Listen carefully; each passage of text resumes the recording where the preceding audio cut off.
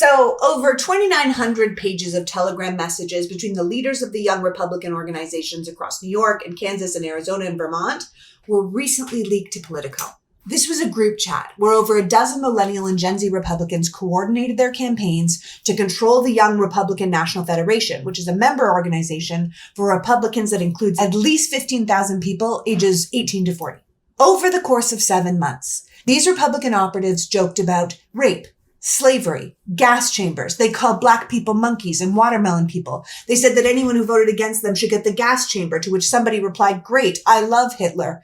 They used slurs for gay people and people with mental problems, and the N-word appeared over 250 times. These are not trolls hiding behind fake profiles. These aren't kids in some silly little group chat with their pals, like our vice president tried to play it off as. These are staffers for Republican attorney generals, state senators, chief of staff to state legislators, congressional campaign managers, people working inside the Trump administration. This is what they say to each other when they think no one is listening. And these are the people in charge of today's Republican Party youth. It's all racism and anti-Semitism and misogyny and, quite frankly, blatant Nazism.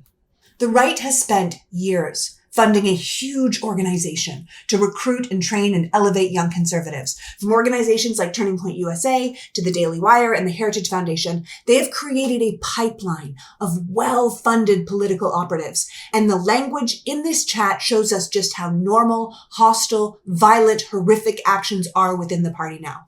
The president consistently uses openly inflammatory, hateful language, normalizing hate and aggression against your political opponents.